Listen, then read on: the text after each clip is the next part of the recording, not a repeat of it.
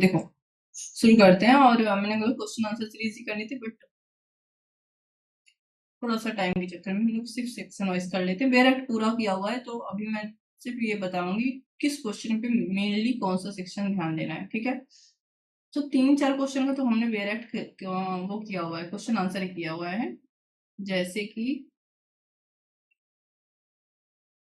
देखो, 2C proposal के लिए पूछेगा जब, ठीक है। और ये 2D प्रतिफल के लिए तुमको ये प्रतिफल की परिभाषा दी है, यहाँ पे लिखना ही होगा, ठीक है। प्रस्थापना की परिभाषा 2C में दी है, ठीक है। 2B हो गया। और ये धारा याद होनी चाहिए। ये हमने क्वेश्चन आंसर किया, मुझे ये कराना भी नहीं है। ये सेक्शन नहीं तैयार करना है तुमको एग्जाम में, सेमेस्टर वाले सीरीज के लिए। एक ही क्वेश्चन जो मुझे बहुत अच्छे से कराना है, ये रहा, ठीक है।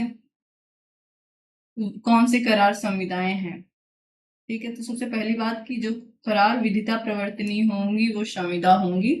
पहले वो सेक्शन तुमको लिखना है।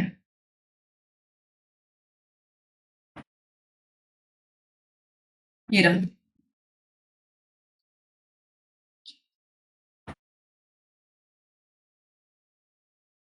ये जे हो गया।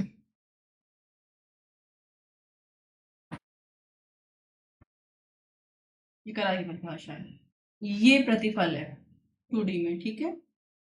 जब वचनदाता की वांछा पर वचन ग्रहीता जो प्रपोजल कर रहा है कुछ करवाने के लिए, और जिससे प्रपोजल कर रहा है, ठीक है, कुछ करने को तैयार हुआ है। ये 3 प्रकार का हो सकता है, पास्ट में, प्रेजेंट में। ये मैंने क्वेश्चन आंसर किया हुआ है, सीरीज है, जाके देख लेना, जस्ट सीरीज में है, ठीक है। ये प्रपोजल, एक मिनट, ये प्रस्ताव है, प्रस्ताव की परिभाषा है, इसको भी याद करना। और ये वचन प्रतिग्रहित परिभाषा है, ठीक है। तो इसमें 3 सेक्शन, ये और उसके बाद अगर क्वेश्चन तुमने करार करने का सोचा है कि कौन से करार संविदाएं होंगी, तो वहां पे तुमको ये करना होगा। 2H यहाँ लिखा हुआ है, वह करार जो हम करते हैं विधिता प्रवर्तनी होती हैं। इसका क्या मतलब होता है कि हमने कुछ करार किया, एक्स ने करार किया वाई का मर्डर करने के लिए, क्या ये लीगली लागू कराया जा सकता है कोर्ट में जाकर कि सर मैंने वाई से करार किया था कि तुम एक्स एम का मर्डर करोगे, मैं तुमको 20 लाख दूंगा, ठीक है।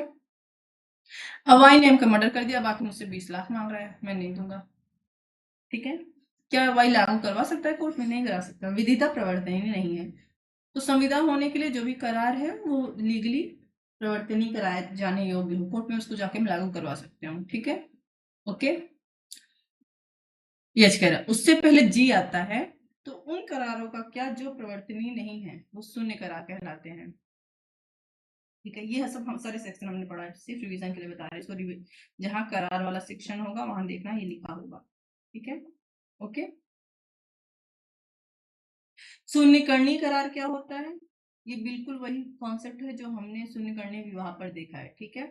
ओके, एक पक्षकार के विकल्प पर लागू हो सकता है, लेकिन दूसरा पक्षकार जो पीड़ित होगा, ठीक है, उसके विकल्प पर उसको शून्य कराया जा सकता है। जैसे बिल्कुल विवाह में हमने पढ़ा था कि अगर दूसरा पक्षकार जिसको किडनैप करके विवाह किया गया, अगर वो विवाह में रहना चाहता है तो विवाह शून्य नहीं होगा, मान्य होगा। लेकिन अगर वो चाहे तो जाके कोर्ट में क्या करा ले, विवाह को शून्य करा ले।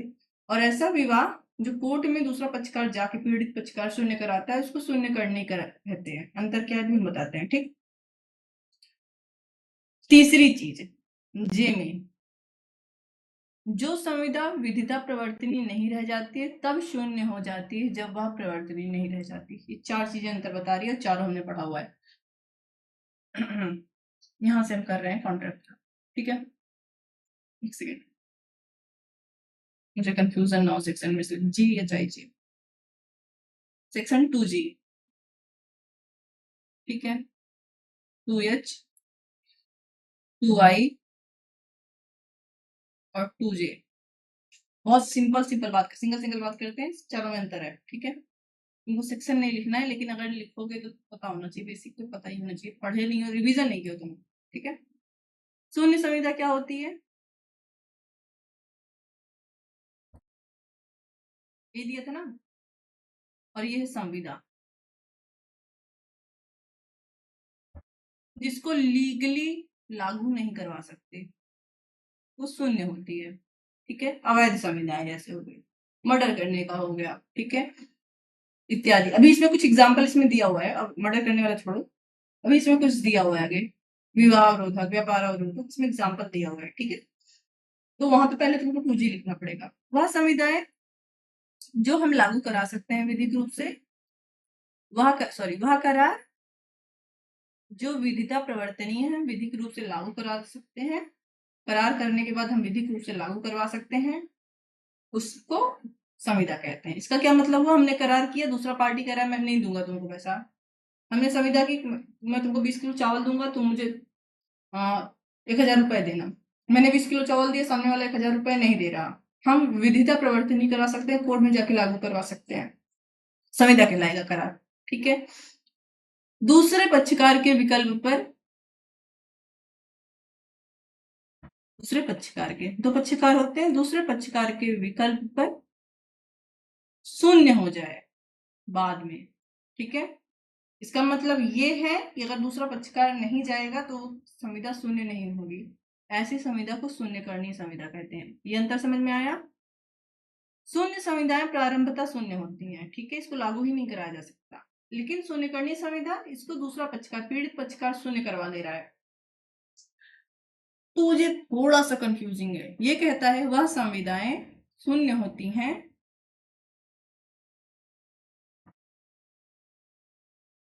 जब वह प्रवर्तनीय नहीं रह जाती।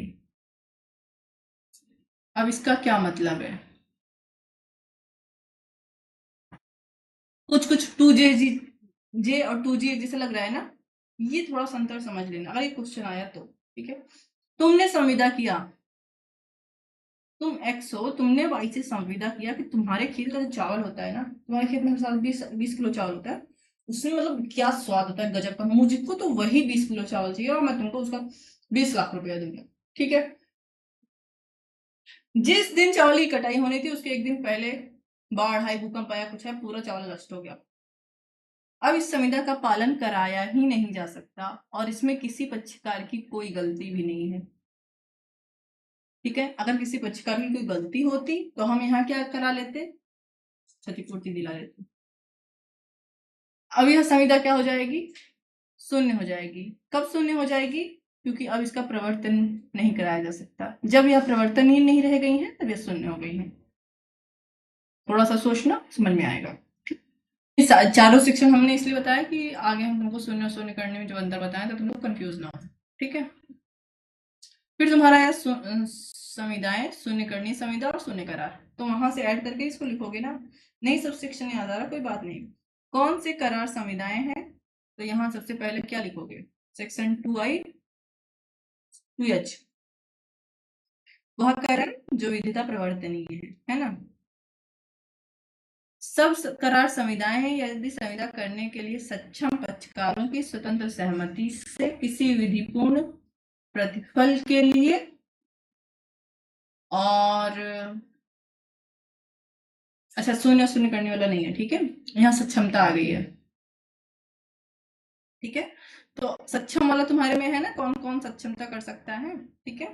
ओके, तो सबसे पहले कौन से करार संविदाएं हैं, ये हेडिंग जरूर लिखा है, ठीक है, बट उसके एलिमेंट अंदर लिखा हुआ है। पहला एलिमेंट क्या है, सक्षम पक्षकार हो, स्वतंत्र सहमति द्वारा हो, विधिपूर्ण प्रतिफल के लिए हो, विधिपूर्ण उद्देश्य के लिए हो, ठीक है, और जिसे शून्य न घोषित किया गया हो। ओके, नाउ तुम्हारा जो क्वेश्चन है वो बता रहे हैं। तुम्हारा क्वेश्चन है ना, सक्षम पक्षकार कौन है, प्लस एक क्वेश्चन और है स्वतंत्र सहमति, दोनों में तुमको ये सेक्शन लिखना है, ठीक है। अगर क्वेश्चन और जो वो लिखोगे संविदा, पहला क्वेश्चन संविदा क्या है, वहां पर भी ये वाला सेक्शन लिखोगे, क्योंकि संविदा की आवश्यक। सेक्शन 10 बता रहा है, हो गया। चलो, सेक्शन 10 से पहले तुम लोग हमेशा 2H लिखना अगर संविदा के बारे में लिखते हो, ठीक है। विधिता प्रवर्तनीय करार संविदाएं, फिर लिखना सेक्शन 10 बताता है कि कौन सी करार संविदाएं हैं जिनमें निम्न एलिमेंट हो। पहला कौन सा है? सक्षम पक्षकार हो, ओके। दूसरा, स्वतंत्र सहमति हो। तीसरा, विधिपूर्ण प्रतिफल हो। विधिपूर्ण उद्देश्य भी हो, विधिक उद्देश्य हो। और आगे उनको शून्य अंक घोषित किया गया हो, ठीक है। नाउ जब भी तुम सक्षम पक्षकार के बारे में लिखोगे या स्वतंत्र सहमति के बारे में लिखोगे या संविदा के बारे में ही लिखोगे परिभाषा, तो वहां पे तुमको ये सेक्शन लिखना है, ठीक है। ओके, अब इसके आगे हम डायरेक्ट बेरेक्ट से बताएंगे, हमने पढ़ा हुआ है, अच्छे से पढ़ा हुआ है, ठीक है। ओके, इसको नहीं करना है, इसको करते हैं। तो सबसे पहले बताया कौन सक्षम है। हर ऐसा व्यक्ति संविदा करने के लिए सक्षम है जो विधि के अनुसार जिसके अध्ययन व प्राप्त हो, जो स्वस्थ चित्त हो और किसी विधि द्वारा उसके अधीन है संविदा करने से निर्रहित ना हो, ठीक है। 18+ हो, स्वस्थ चित्त हो और कानून द्वारा उसको संविदा करने से रोका ना गया हो। तो तुम्हारा क्वेश्चन का हम यही बना दे रहे हैं, ठीक है। अब तुम्हारा सक्षम पक्षकार का अगर आ गया तो सेक्शन 10 तो लिखोगे, फिर बाद में सेक्शन 11 लिखोगे और तुमको सिर्फ यही एक्सप्लेन करना है। अगर सक्षम पक्षकार पूछ लिया तो, अगर सक्षम पक्षकार क्वेश्चन में पूछा तो तुमको सिर्फ ये लिखना है, ठीक है। क्या होता है सक्षम पक्षकार? पहला, 18 साल का होना चाहिए, वयस्क का मतलब होता है, सीधे से मतलब है, ठीक है। दूसरा, स्वस्थ चित्त हो, इसको भी अच्छे से एक्सप्लेन करना, इसका क्या मतलब होता है इसको हमने पढ़ा था, फिर से मैं बता रही हूँ। कोई व्यक्ति हरदम पागल रहता है, 24 घंटे वो पागल है, बट एट दैट टाइम जब वो संविदा कर रहा है तो उसको पता है कि वो क्या कर रहा है, इससे उसके अधिकारों पर क्या प्रभाव पड़ेगा, ठीक है। तो संविदा करते समय अगर उसको पता है कि वो क्या कर रहा है तो वह संविदा मान्य होगी, ठीक है। उसको स्वस्थ चित्त उस समय के लिए माना जाएगा। विधि, जिस भी विधि के अंतर्गत है वह विधि उसको संविदा करने से मना नहीं करती हो, संविदा करने से मना नहीं करती हो। जैसे कि फॉर एग्जाम्पल, कोई व्यक्ति पूर्ण रूप से पागल है तो उसको विधि मना करती है, या दिवालिया हो गया है तो उसको भी विधि मना करती है कि आप संविदा नहीं कर सकते, ठीक है। अब देखो, यहां जब तुम सेक्शन 18 लिखोगे, इसके लिए एक पेज में अलग से लेती हूँ, ठीक है। यहाँ लेते हैं,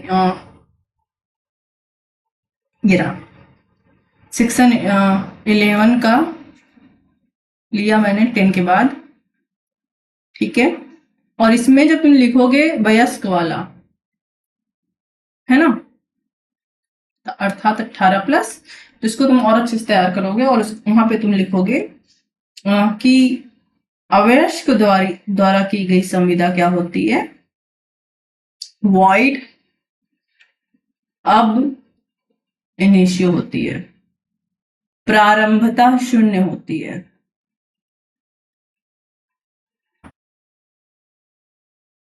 ठीक है।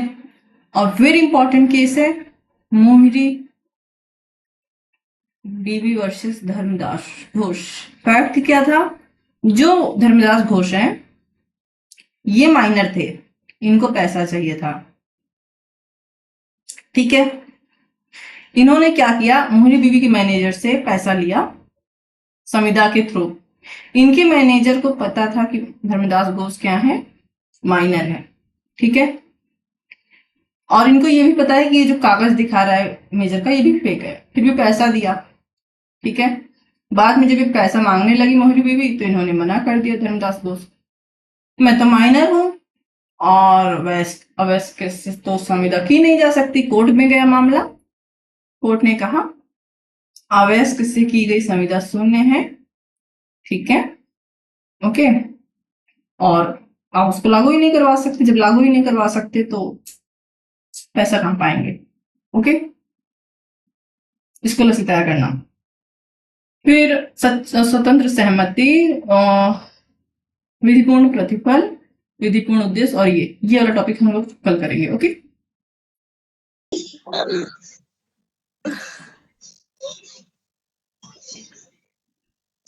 तो ये क्वेश्चन माइनर के साथ संविदा आता है,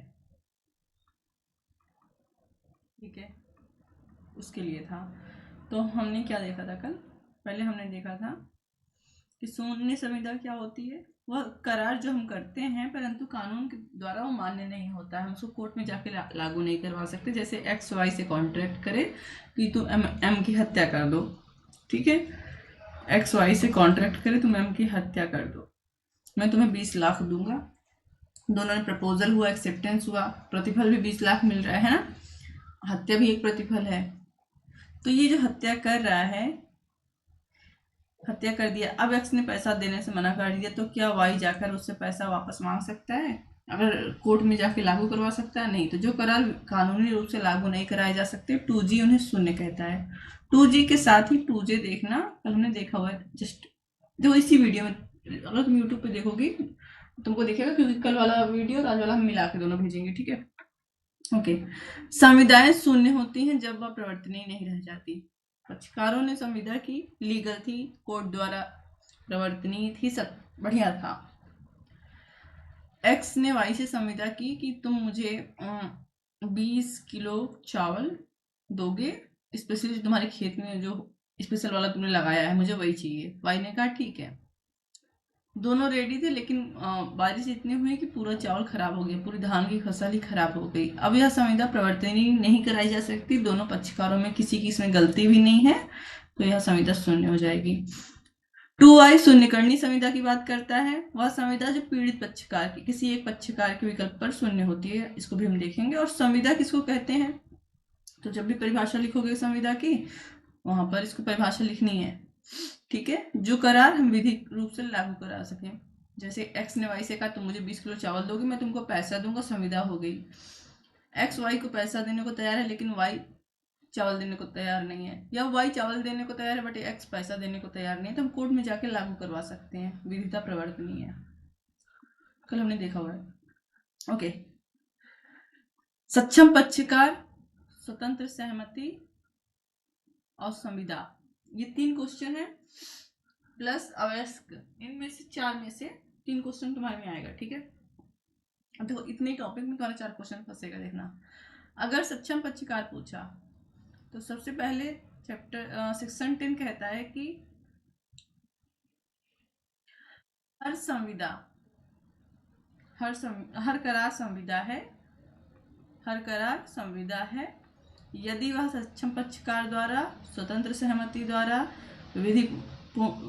विधिक प्रतिफल द्वारा, विधिक उद्देश्य द्वारा की गई हो और जिसे शून्य न घोषित किया गया हो। ओके, ठीक है। तो अगर संविदा की परिभाषा लिखोगे तो पहले क्या लिखोगे, 2H, वह करार जो विधिता प्रवर्तनीय संविदा होंगे, प्लस संविदा के आवश्यक तत्व, तो सेक्शन 10 ये आवश्यक तत्व है।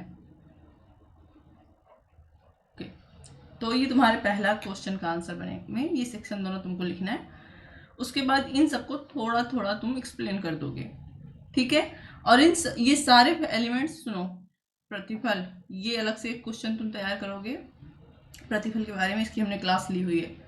तो जब इनको एक्सप्लेन करोगे संविदा वाली परिभाषा में, तो जो भी केस वहां तुमने पढ़ा हो, इसको 2 लाइन एक्सप्लेन करते समय उस केस का नाम डाल देना, अंदर का नहीं लिखना है, क्योंकि अलग से तुम वो आंसर जब लिखोगे तो वहां पर तुमको वो केस लिखना ही है, ठीक है। स्वतंत्र सहमति पूरा अलग से भी हम तैयार करेंगे, पूरा एक आंसर, ठीक है। तो यहाँ पर भी 2 लाइन में एक्सप्लेन करोगे तो एक आध केस वहां रहेगा। सक्षम पक्षकार, सबसे पहला वाला सक्षम पक्षकार, जिसको सेक्शन 11 में आगे एक्सप्लेन किया गया है, तो इसको भी अलग से तैयार करोगे, ठीक है। जिसमें कि वह व्यक्ति क्या होना चाहिए, मेजर होना चाहिए, स्वस्थचित्त होना चाहिए, और संविदा करने के लिए विधि द्वारा उसको रोका न गया हो, जैसे कि सरकार ने उसको पागल या दिवालिया इत्यादि घोषित कर दिया हो, ऐसे व्यक्ति संविदा नहीं कर सकते, ठीक। तो ये सक्षम पक्षकार का क्वेश्चन तुम अलग से तैयार करोगे। अभी हम तीनों सबका अलग अलग बताते हैं। तो इन सब में तुम अलग अलग से केस तैयार किए रहोगे। जब पहला आंसर लिखोगे संविदा क्या है, प्रपोजल, एक्सेप्टेंस, पूरा एलिमेंट मिला के, ठीक है, देखो ये करार को संविदा में जब परिवर्तन हो रहा है तब उसके आवश्यक तत्व हैं। इसके अलावा प्रपोजल, प्रस्ताव, स्वीकृति, ठीक है, वो भी आवश्यक तत्वों में आएंगे। ओके, विधिक उद्देश्य और शून्य घोषित न करना, इसमें से ये तीनों तुम अलग से तैयार करोगे, है ना। तो उसके केस यहाँ पे लिख लोगे, मतलब ये सारे लगभग एलिमेंट तुम्हारे अलग से तैयार रहेंगे। प्रस्ताव तुमको अलग से तैयार करना है, प्रस्ताव क्या है और स्वीकृति क्या है, प्रतिफल क्या है। ठीक, नाउ नेक्स्ट क्या था, देखो ओके, ये देखो सेक्शन 10 में जो पहला बोल रहा है कि पक्षकार सक्षम होने चाहिए, उसको जो तैयार करोगे तो उसमें दो चीज तुमको ध्यान देनी है। एक, जो क्वेश्चन पक्का पूछेगा कि मेजर अर्थात वयस्क होना चाहिए, ठीक है, और उसमें जो तुमको केस तैयार करना है वो है मोहरी बीबी बनाम धर्मदास घोष का। इसमें एक माइनर ने कॉन्ट्रैक्ट किया था, ये एक लीडिंग केस है इसलिए इसका फैक्ट जरूर याद रखना। इसमें कहा गया था कि अगर कोई माइनर संविदा करता है तो उसके साथ की गई संविदा प्रारंभ से ही शून्य होती है, आप उसको लागू ही नहीं करवा सकते, ठीक है। और अगर स्वस्थचित के बारे में लिखना हो तो ये एक लाइन लिख सकते हो कि अगर कोई व्यक्ति 100% परमानेंट पागल है, बट मान लो आज अभी 3:02 पे वो कोई संविदा कर रहा है और वह व्यक्ति जब संविदा कर रहा है उस समय वह पागल नहीं है, अर्थात उसको पता है कि वह जो कार्य कर रहा है उसका क्या प्रभाव पड़ेगा, उसके बाद फिर वो पागल हो जाए। तो अपराध में और संविदा करते समय, दोनों समय, जिस समय वह कार्य कर रहा है या संविदा कर रहा है उस समय वह पागल था या नहीं यह देखा जाता है, ठीक है ना। मोहरी बीबी का जो वीडियो हम भेजे हैं ना, मतलब अब हम लोग चालू करेंगे नया टॉपिक, क्योंकि मोहरी बीबी का कल मैंने स्टार्ट किया था और मोहरी बीबी पर रोका था, तो तुम अगर वीडियो देखोगी तो वहीं से स्टार्ट करके फिर आज का स्टार्ट हुआ है, ठीक है। नाउ क्वेश्चन नंबर 1 तुम्हारा संविदा के बारे में पूछेगा।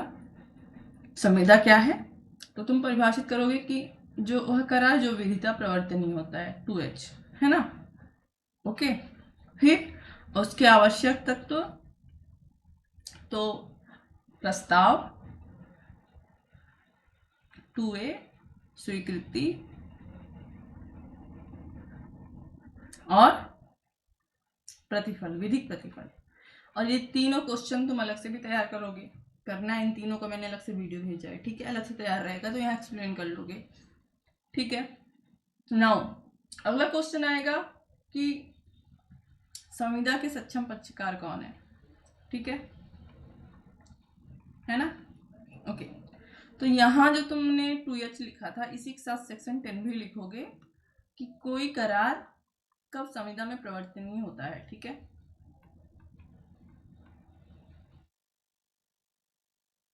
तो यह कह रहा है कि कोई करार जो विधिता संविदा में प्रवर्तनीय होगा वही संविदा बनेगा, सॉरी, जो विधिता प्रवर्तनीय होगा वही संविदा बनेगा। कोई करार जो लीगल होगा, विधि लागू हो जाएगी, वही संविदा बनेगा। ये कौन बोल रहा है, 2H, ठीक। और सेक्शन 10 बोल रहा है आखिर वो लीगल स्थितियां क्या हैं, ठीक है, ध्यान से देखना। और इसका भी जस्ट हमने देखा कि सक्षम होना चाहिए 18+, स्वस्थ चित्त, और उसको विधि द्वारा रोका ना गया हो, ठीक है, संविदा करने से। ये 3 चीज देखा। फिर हमने देखा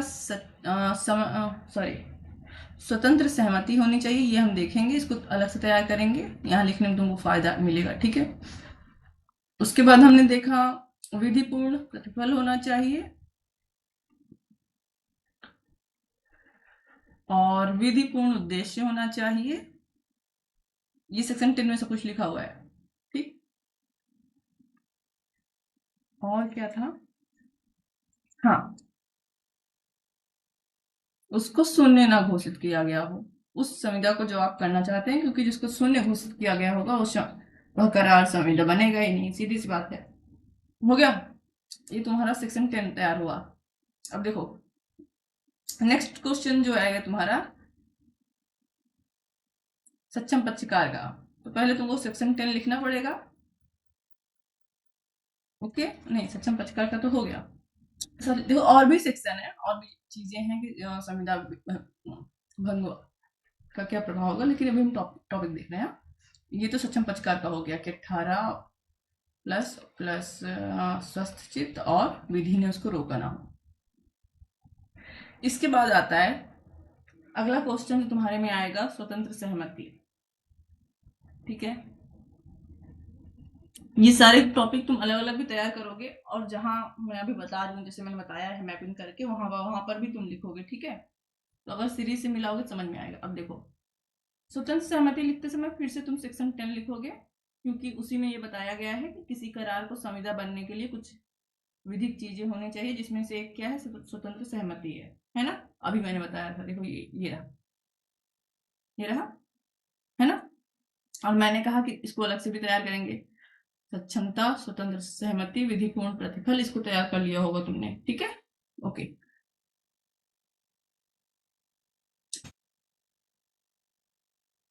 ये हमने पढ़ा हुआ है, पढ़ा है ना। चलो,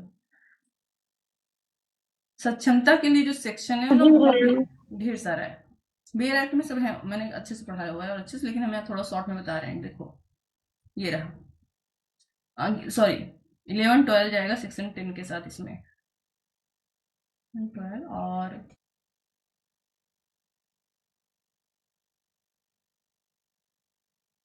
12 बता रहा है कौन स्वस्थ चित्त होगा। तो स्वस्थ चित्त कहा जाएगा यदि वह उस समय जब वह संविदा करता है, संविदा को समझने में, अपने हितों पर उसके प्रभाव को समझने में युक्त निर्णय ले कि मैं जो कार्य कर रहा हूँ वह उसका मुझ पे क्या प्रभाव पड़ेगा। ठीक है, अगर वह व्यक्ति संविदा करते समय यह समझ रहा है तो क्या होगा, वो मान्य होगा। कहाँ गया, ये वाले में, सक्षम वाले में, है ना। सक्षम तो जब लिखोगे ये प्लस सेक्शन 12, 3 एलिमेंट था। और तीसरा, विधि द्वारा उसको रोका ना गया हो, तो इसको अपने शब्दों में एक्सप्लेन करना है कि दिवाली इत्यादि न घोषित किया गया हो। ठीक है, उसके बाद स्वतंत्र सहमति सेक्शन 10 आया। सेक्शन 10 के बाद सीधे सेक्शन 13 जाएंगे।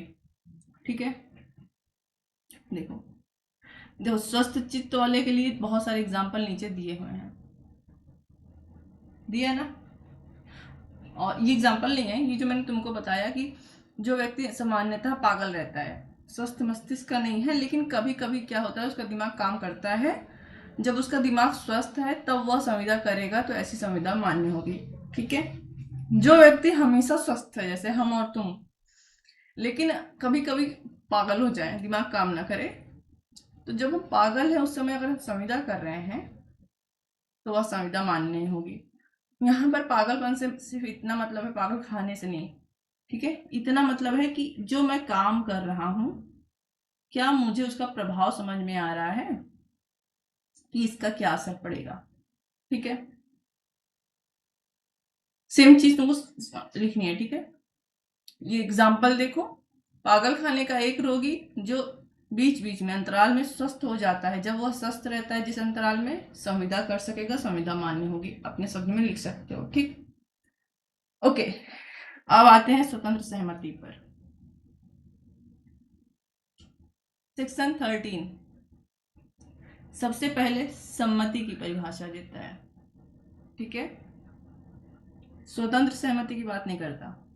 दो लोग किसी बात पर राजी हो रहे हैं एक ही भाव में, उसको सम्मति कहते हैं। जैसे हम तुम राजी हो जाए कि चलो आज कॉलेज चलना है, या तुम और विवाह राजी हो जाए चलो आज कॉलेज चलना है। ठीक है, ओके। तो सामान्यतः सम्मति कैसी हो सकती है, स्वतंत्र भी हो सकती है, या हो सकता है कि खुशबू को विवाह, या विवाह खुशबू को कहे चलो नहीं तुमको बाल पकड़ के ले जाएंगे, बंदूक लगा देंगे तुम्हारे सिर पर।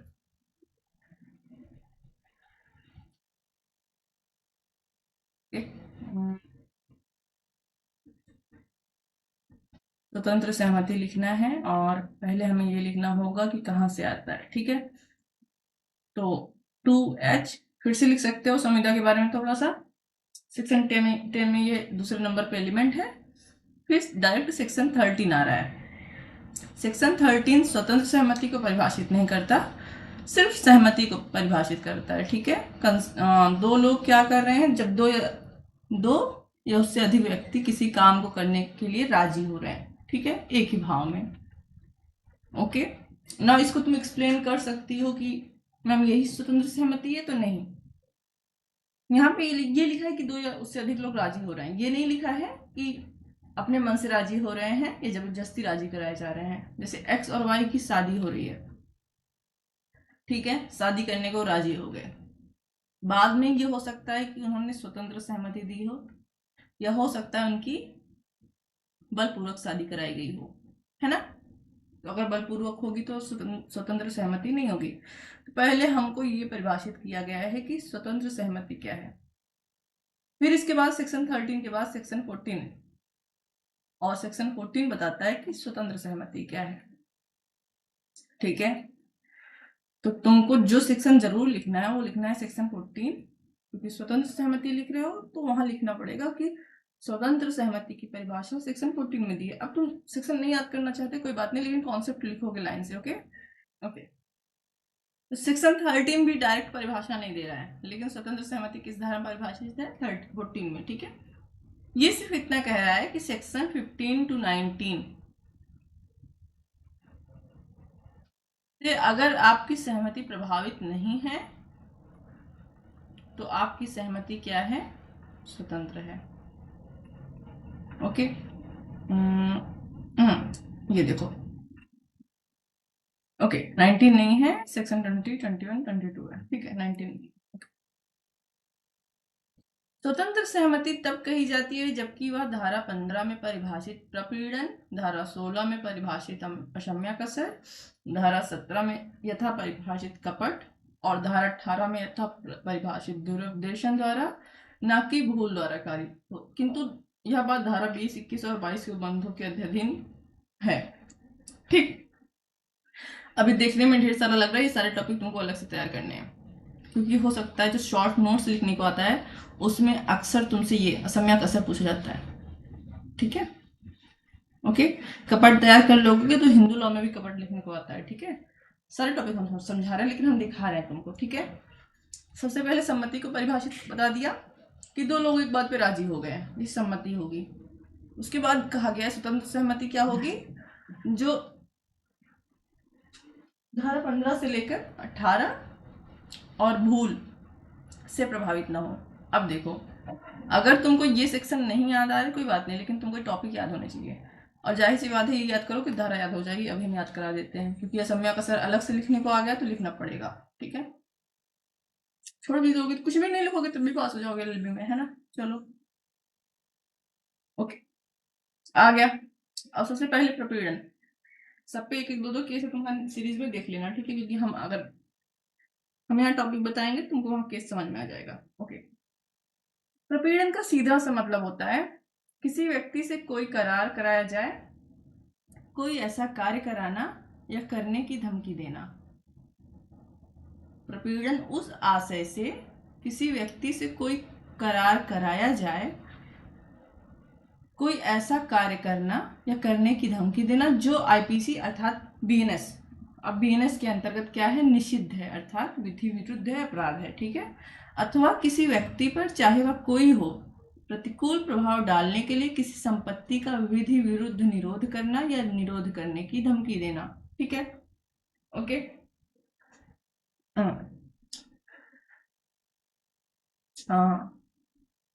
90 कट कर रहे हैं भूल, और 22, ठीक है। तो 15 to 18 तुमको अच्छे से याद रखना है, और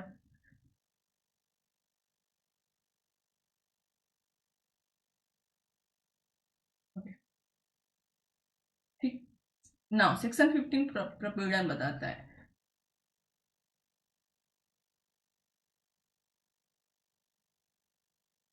अब देखो, अगर प्रपीड़न के द्वारा तुमसे संविदा कराई गई है तो वो शून्य में जाएगी, ठीक है। सॉरी, शून्य में नहीं जाएगी, भी बताते हैं किस में जाएगी। यहीं पर तुम्हारा एक टॉपिक और तैयार हो जाएगा, किस में जाएगी बहुत अच्छे से याद रखना। उससे पहले हम तुमको सेक्शन याद कराते हैं, ठीक है। प्रपीड़न क्या होता है, ओके, प्रपीड़न क्या होता है, किसी व्यक्ति से कोई करार करने के लिए, जाहिर सी बात है करार करने के लिए संबंधित है, संविदा में पढ़ रहे हैं तो करार करने के लिए प्रपीड़न किया जा रहा है। कुछ उससे कोई ऐसा कार्य कराया जाए, करार करने के लिए कोई ऐसा कार्य कराया जाए जो आईपीसी के अंतर्गत, तो हम अब बीएनएस लिख सकते हैं, जो बीएनएस के अंदर क्या है, निषिद्ध है अर्थात अपराध है, ठीक है, या विधि विरुद्ध है कि आप ऐसा नहीं कराओगे। ओके, जैसे मिथ्या दस्तावेज रचना करना, मिथ्या दस्तावेज की रचना करने के लिए संविदा कराना, या संपत्ति लेने के लिए, सब संपत्ति इत्यादि का कब्जा करने के लिए।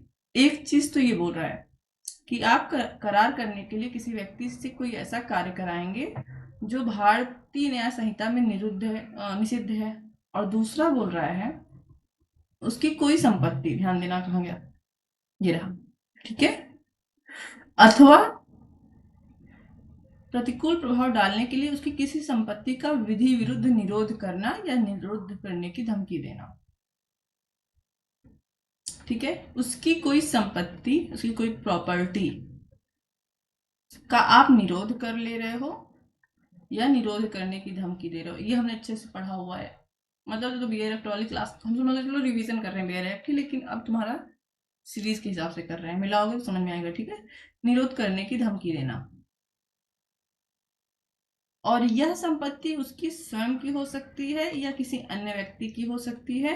उद्देश्य क्या है, इससे उस व्यक्ति पर प्रतिकूल प्रभाव पड़े, और प्रतिकूल प्रभाव के डर से वो क्या कर ले, करार कर ले।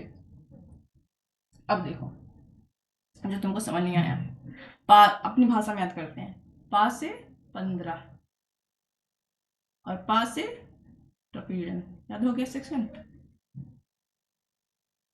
याद हो गया ना, नहीं याद हो तो मत याद करना, अब इससे ज्यादा नहीं, ठीक है। 5 से 15, 5 से प्रपीड़न।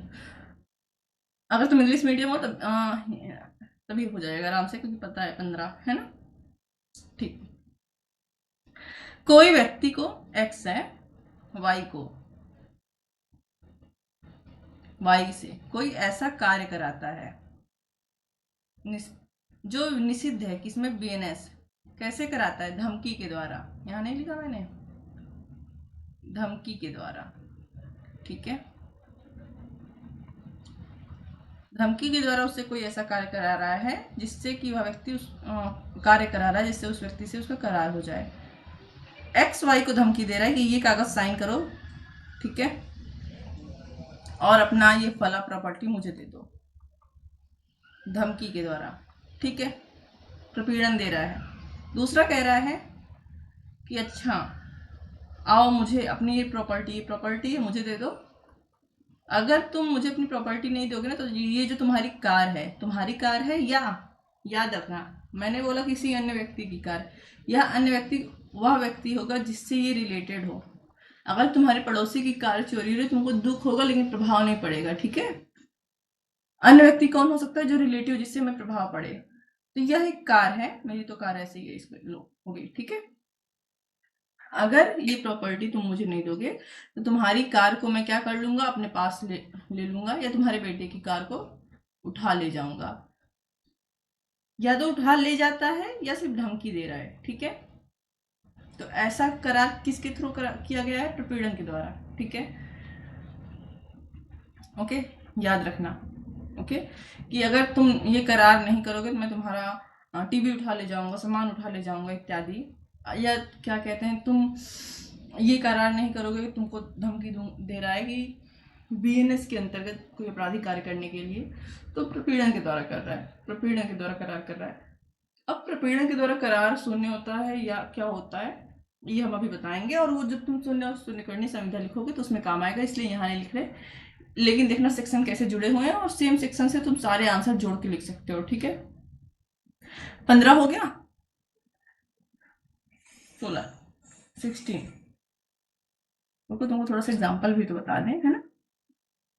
ये एग्जाम्पल लिखा हुआ है, खुले समुद्र में एक अंग्रेजी जहाज पर ऐसे कार्य द्वारा जो भारतीय न्याय संहिता आईपीसी के अंतर्गत आपराधिक अभित्रास में आता है, से का करार करता है। तत्पश्चात का संविदा भंग के लिए कलकत्ता का वाद लाता है। आपराधिक अभित्रास क्या होता है,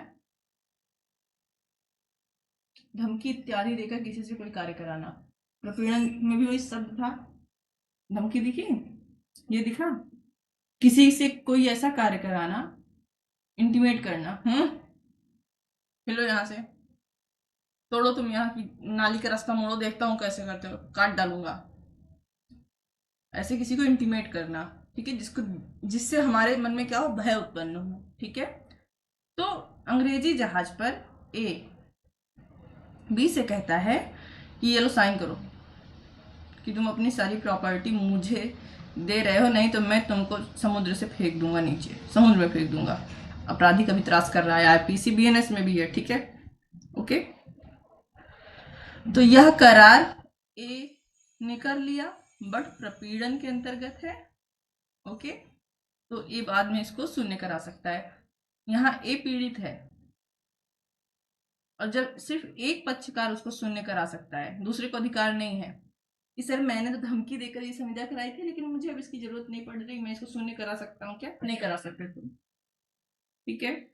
तुमको कोई अधिकार नहीं है, जिसको तुमने धमकी दी थी वो कराएगा, अगर वो कराएगा तो शून्य करने में जाएगा। अच्छा, असम्यक असर। असम्यक असर बहुत सिंपल सा समझ में आ जाएगा, ठीक है। असर डालना किसी के ऊपर, कैसा असर डालना? असम्यक, ठीक है। ऐसा असर डालना, मैनिपुलेट करना किसी को, ठीक है, ओके। अब मैं इसको पढ़ूं, मेरे पढ़ने का मन नहीं कर रहा क्योंकि हम इसको ऑलरेडी पढ़ाया हुआ है तुमको। चलो, संविदा असम्यक असर द्वारा कही जाती है जहां की दोनों पक्षकारों के बीच जो संबंध है, क्या है? संबंध है, उनमें से एक पक्षकार दूसरे पक्षकार की इच्छा को अधिशासित करने की स्थिति में हो, उस स्थिति का उपयोग करके दूसरे पक्षकार ने आरिजु फायदा अभिप्राप्त किया हो, ठीक।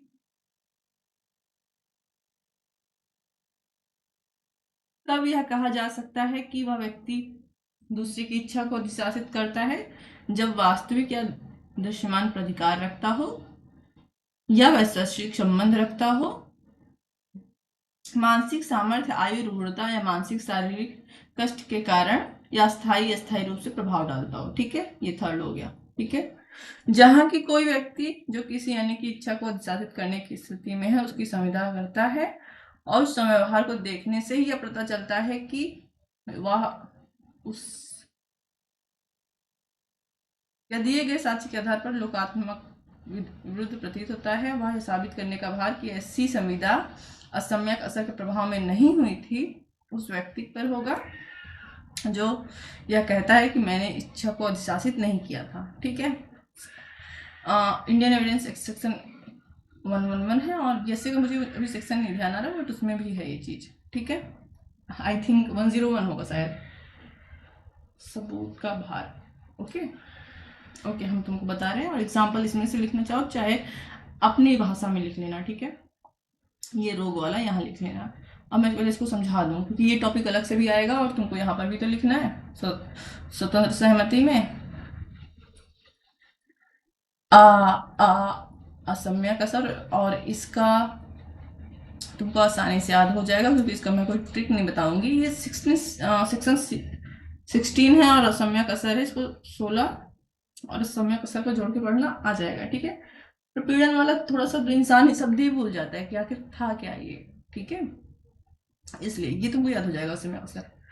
तो सेक्शन 16 में असम्यक असर है, और ये बोलता है कि जब एक व्यक्ति दूसरे व्यक्ति से संविदा करता है, ठीक है, ओके। अपनी भाषा में बता रहे हैं, प्रभाव में, किस प्रभाव में? जब यह एक व्यक्ति दूसरे की इच्छा को अधिशासित कर सकता है, कंट्रोल कर सकता है, ठीक है, मैनिपुलेट कर सकता है,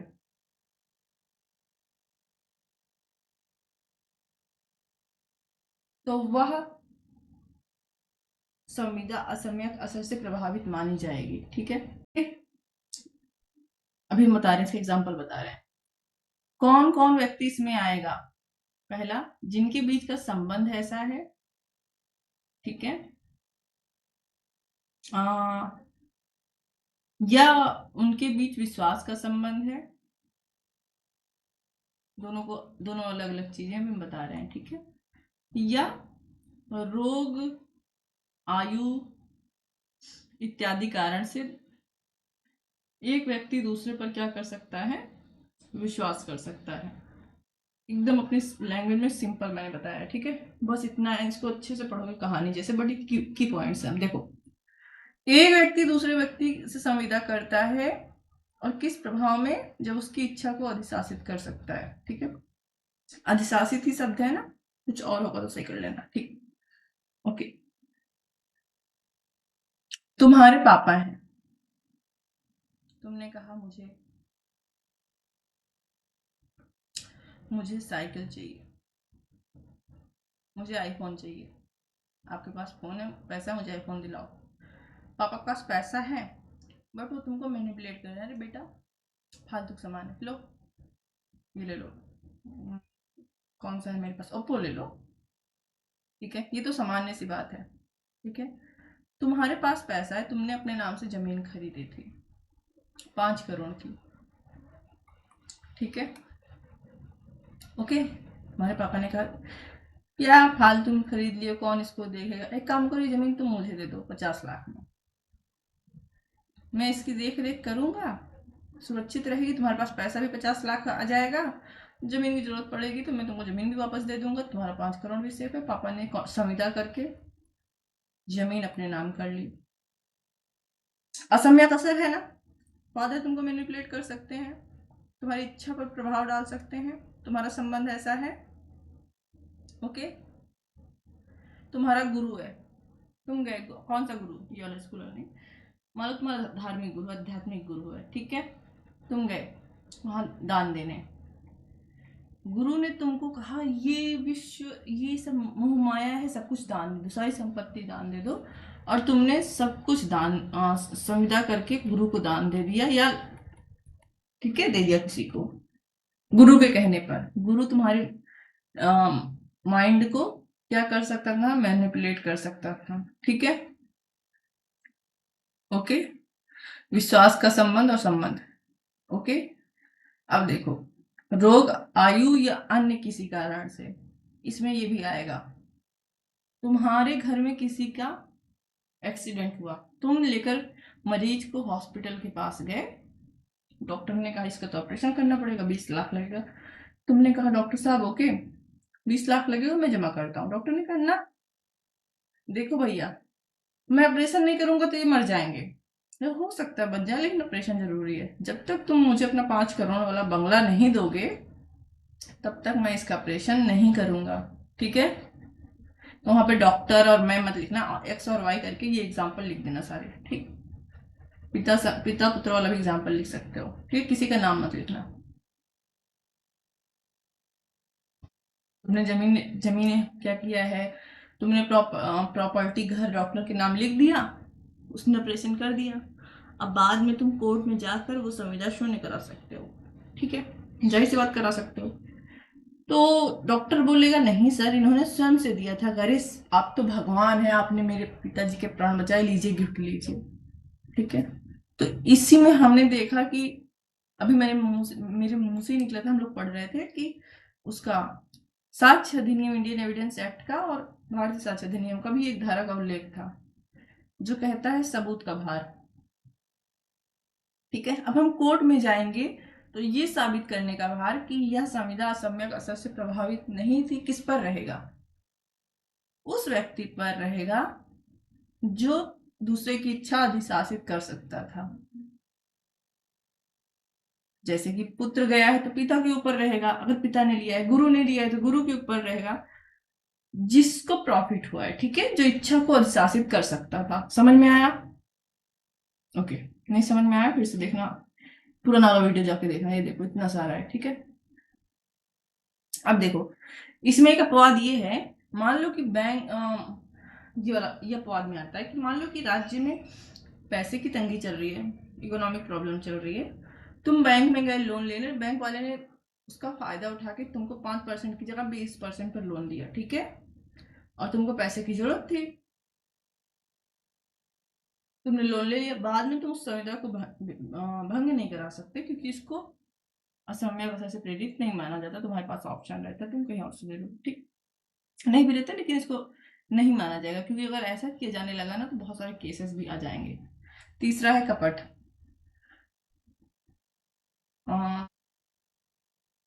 मेरा वहां लिखने का मन नहीं कर रहा, मेरा इसको पढ़ने का भी मन नहीं कर रहा। वह नोट्स में होगा तो हम यहाँ समझा दे रहे हैं, ठीक है। तीसरा है कपट और चौथा है दुरुपदेशन। ठीक है, 17 और 18 हम ये समझाएंगे, यहाँ पे लिखेंगे नहीं, ठीक। ओके, कपट कैसे किया जा रहा है, ठीक है। जब संविदा का एक पक्षकार द्वारा या उसकी मौनाकुलता से, जिससे या उसके अभिकर्ता द्वारा उसकी संविदा के किसी अन्य पक्षकार की या उसके अभिकर्ता की प्रवंचना करने के आशय से उससे संविदा करने के लिए उत्प्रेरित करने के आशय से किया गया है ऐसा कार्य।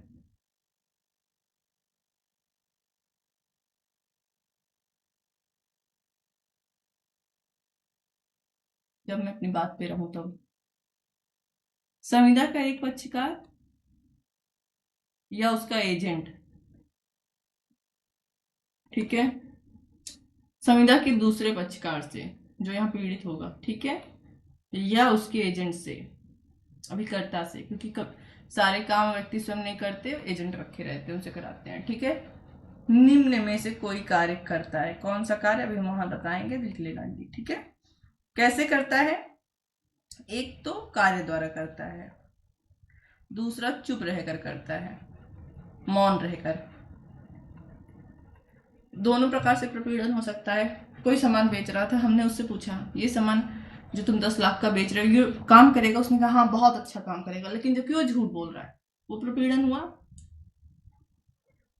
हमने उससे जाके पूछा ये बताओ ये जो तुम 10 लाख का सामान बेच रहे हो ये काम करेगा, और अगर तुम चुप रह गए तो मैं मानूंगा कि काम कर रहा है। उसको पता था मेरा चुप रहना हाँ माना जाएगा, जबकि जो मेरा चुप रहना क्या है, झूठ है। देखो, एक्स ने वाई से कहा तुम 10 लाख का सामान जो बेच रहे हो क्या ये सही है, ये जो तुम कार बेच रहे हो ये क्या कार सही से काम करेगी। वाई को पता था ये झूठ है, कपट करना था उसने, और इसके लिए उसने हाँ बोल दिया। एक तो वह बोलकर शब्दों द्वारा इत्यादि द्वारा कपट कर रहा है। फिर एक्स गया वाई के पास, इन केस मान लो वाई बोल नहीं सकता या वाई बोल सकता है, लेकिन एक्स ने कहा ये बताओ ये जो कार तुमने मुझे बेची है ये सही से काम करेगी, तो ये ऑलरेडी हाँ बोलने वाला था, बट इसने कुछ बोला नहीं, तो एक्स ने कहा तुम जो चुप हो तो मैं मान लेता हूं कि कार जो है सही से काम करेगी। चुप रहकर भी वो हाँ भी भर रहा है, ठीक है, जबकि झूठ है, कपट है। तो दोनों द्वारा, मतलब बोलकर भी और जहां बोलना आवश्यक था वहां चुप रहकर भी हम कपट कर सकते हैं। किस कार्य द्वारा कर सकते हैं,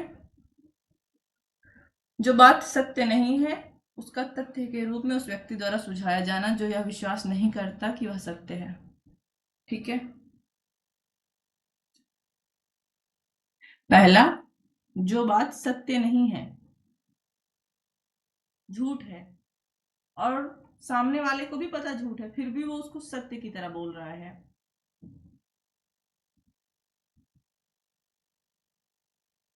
ठीक है, जबकि वो उसको उसको स्वयं कंफर्म नहीं है कि यह बात सत्य है कि नहीं।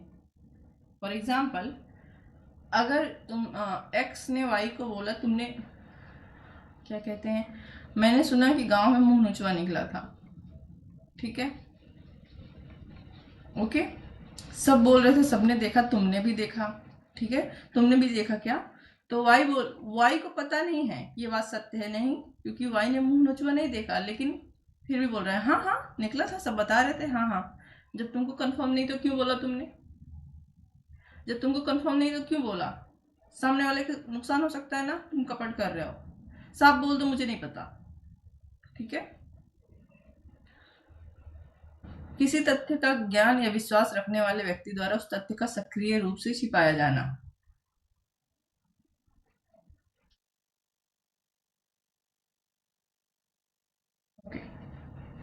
दूसरा है, आपको पता है कि कोई तथ्य सही है या नहीं, फिर भी आप उस तथ्य को छिपा ले रहे हो। छिपा ले रहे हो, कैसे छिपा रहे हो? सक्रिय रूप से। एक्स वाई से कार खरीदने गया और पूछ रहा है तुम्हारी गाड़ी में कोई प्रॉब्लम तो नहीं है, कार में कोई प्रॉब्लम तो नहीं है जो तुम मुझे बेच रहे हो। वाई को पता है ये कार जो है चलेगी नहीं, ठीक है, इसका इंजन इंजन सब बदल के फेक लगा हुआ है, 2-3 दिन भी नहीं चलेगी। एक्स वाई की बात पे भरोसा करेगा और वाई तो पता है सब सही से बताएगी ये कार क्या है, एक नंबर की खराब कार है, ठीक है, फिर भी वो उस बात को छिपा रहा है, जबकि सामने वाला उसकी बात पे भरोसा करके ही खरीदेगा, है ना। तो पहला, जिस बात को आप खुद नहीं जानते हो सत्य है उसको आप ऐसे सत्य बता रहे हो। दूसरा, जिसके बारे में आप सही सही जानते हो कि वो सही है कि गलत, फिर भी उस बात को आप छिपा ले रहे हो, ठीक है।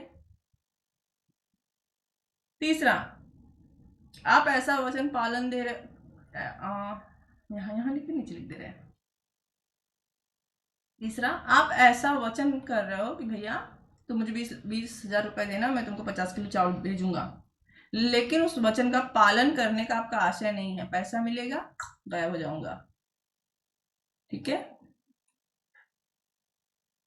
पालन का आपका आशय ही नहीं है। प्रवंचना करने योग्य कोई अन्य कार्य, एक चीज और डाल दिया है कि अन्य किसी प्रकार से भी अगर आप कपट करना चाह रहे हो, प्रवंचना करना चाह रहे हो, तो अन्य कार को अन्य शब्द डाल दे रहे हैं, सब इसमें इंक्लूड हो जाएगा, जिससे पता चले कि आपने क्या किया है, कपट किया है, ठीक है। और एक ये रहा, ऐसा कोई कार्य लो जिसका कपट होना विधि द्वारा घोषित है, और अन्य ऐसा कार्य लो जिसको विधि क्या करती है, कपट घोषित करती है, बीएनएस में की हुई है, ठीक है, आईपीसी में भी था, ये कुछ कार्यों को कपट घोषित किया गया है, ठीक है, ओके ओके, ठीक है, फिर से दिखाते हैं कपट का क्या मतलब होता है। एक व्यक्ति या उसका एजेंट दूसरे व्यक्ति या उसके एजेंट द्वारा चाहे किसी कार्य द्वारा चुप रहकर एक संविदा करता है, ठीक है, यह संविदा कपट द्वारा संविदा कही जाएगी अगर निम्न तथ्य पूरे हों, ठीक है। कौन कौन से? आपको पता ही नहीं है कि सत्य क्या है, ठीक है, आपसे पूछा गया भैया तुमने मर्डर होते हुए देखा, मैं एग्जांपल दे रही हूँ, मर्डर वाला यहाँ मत लिखना, ओके, आपसे पूछा गया भैया ये चावल है यही वाला चावल है जो विदेश से आया है, ठीक है, इसको लिख सकते हो। आपको पता नहीं है विदेश का चावल है कि लोकल चावल है, हाँ हाँ यही है, ले जाइए ले जाइए, ठीक है, आप कपट कर रहे हो, नहीं पता साफ बोल दो। दूसरा, आपको तथ्य का पता है फिर भी आप सक्रिय रूप से छिपा रहे हो। आपसे पूछा गया भैया यही वाला चावल है जो विदेश से आया है, आपको पता है कि विदेश वाला नहीं लोकल वाला है, फिर भी हाँ वही है, ले लो, वही तो लग रहा है मुझे, वही तो है, वही तो होना चाहिए, ठीक है।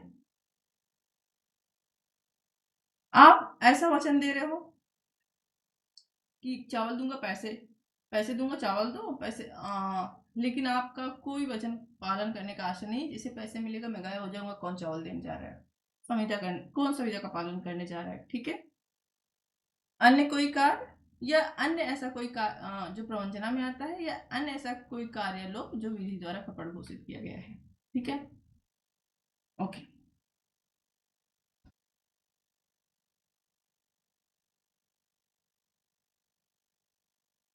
15, 16, 17 हो गया, और ये चारों तथ्य हम इसलिए डीपली पढ़ा रहे हैं कि इसमें से 2 अलग से आएगा, ठीक। अब देखो ये दोनों अगर तुम देखोगे तो एलएलएम के एंट्रेंस से लेकर जुडिशरी के एंट्रेंस तक में पूछे गए हैं, ठीक है। ए नीलामी द्वारा बी को एक घोड़ा बेचता है जिसके बारे में ए जानता है कि वह ऐबदार है,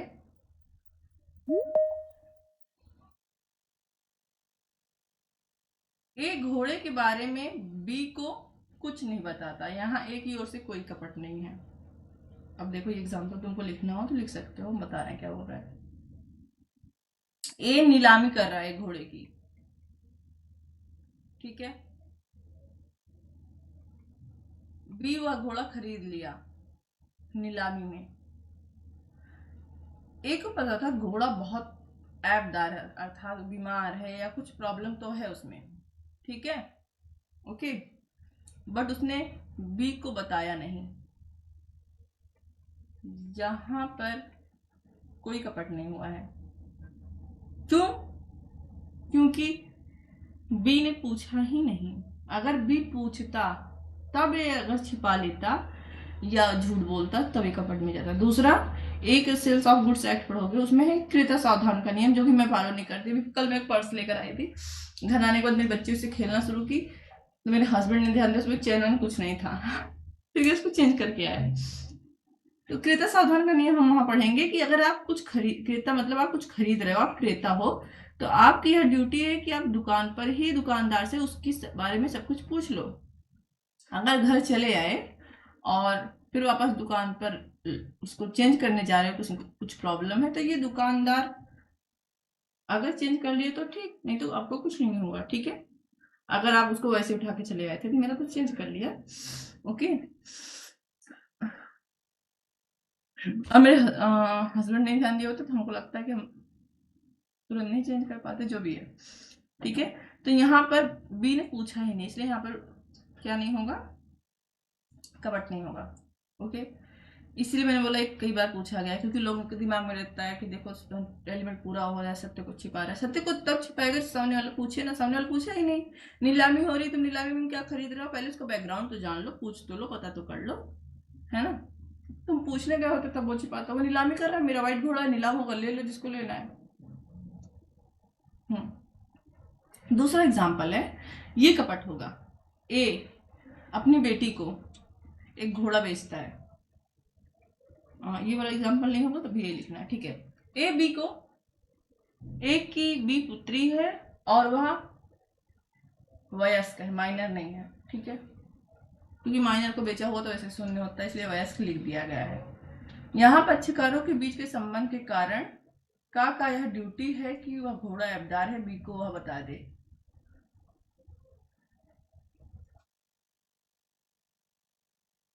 ए बी से कहता है यदि आप इस बात का प्रत्याख्यान न करें तो मैं मान लूंगा कि घोड़ा बेऐब है। का कुछ नहीं कहता है, यह मौन के द्वारा कपट होगा। ये तीन पर्याप्त है। ठीक है, ओके। ए की बेटी है, डॉटर है, ऑन बी, जो ए से घोड़ा खरीदती है, चाहे नीलामी द्वारा चाहे जिसके द्वारा। इनके बीच का जो संबंध है कैसा है, विश्वास का है। देखो यहां संबंध विश्वास का नहीं था, ए बेचने वाला है, बी खरीदने वाला है। भैया तुमको खरीदना खरीदो, नहीं तो पता करके लो। लेकिन यहाँ पर बी नहीं पूछती अपने पिता से कि घोड़ा कैसे है। ठीक है, जबकि यहाँ पर भी खरीद रही है, और घोड़ा कैसा है, ऐबदार है, ये नहीं बताता। ये संविदा शून्य हो सकती है। अब ध्यान देना, क्यों, यहाँ पर भी तो खरीद रहे थे, यहाँ पर भी खरीद रहे थे। देखो यहाँ पूछने का इसका कर्तव्य था, लेकिन यहाँ पे जो संबंध है ना, उससे यह माना जाएगा कि बी को अपने पिता पर इतना तो विश्वास होगा कि वह उससे फ्रॉड नहीं करेंगे, कपट नहीं करेंगे। ठीक है, उस संबंध के कारण अगर वो अपनी बेटी को नहीं बताता कि घोड़ा ऐबदार है, तो वो कपट में जाएगा। ये सारे एग्जाम्पल तुम लिख सकते हो एग्जाम में।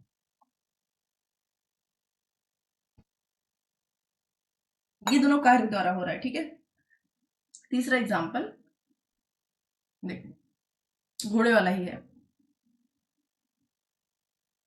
ए घोड़ा बेच रहा है, बी खरीद रहा है। ठीक है, बी ने ए से पूछा ये बताओ घोड़े में कोई समस्या तो नहीं है। अब देखो यहाँ पे पूछा ही नहीं था, इसलिए कपट नहीं था। बी पूछ रहा है इसे, ए कुछ नहीं बोल रहा, कुछ नहीं, चुप है एकदम। तो बी बोल रहा है ऐसा भी है, जब तुम चुप हो तो मैं मान लूंगा कि घोड़ा एकदम फिट है और मैं खरीद लेता हूं, जबकि घोड़ा फिट नहीं था। ठीक है, तो यहाँ इनका मौन रहना किस में जाएगा, कपट द्वारा, क्योंकि ये क्या कर रहे हैं, अपने कार्य के द्वारा सत्य को छिपा रहे हैं। बहुत अच्छे से टॉपिक समझ में आया, और इसको लिखोगे तो अच्छे से हो जाएगा। ये हो गया। दुर्व्यवदेशन बचा है अभी।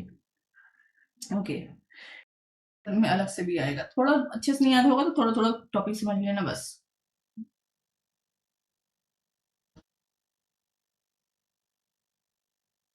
अब देखो, ध्यान से देखना। ठीक है, अभी हमने कपट देखा और अब हम दुर्व्यवदेशन देखेंगे।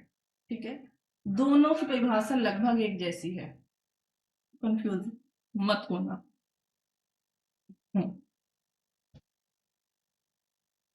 रेजिस्टेंस से विपरीत है और इसके अंतर्गत आता है उस बात को जो सत्य नहीं है ऐसे प्रकार से किया गया निश्चयात्मक व्याख्यान जो उस व्यक्ति की जो उसे करता है जानकारी से समर्थित ना हो यद्यपि वह उस बात के सत्य होने का विश्वास करता है। ठीक है,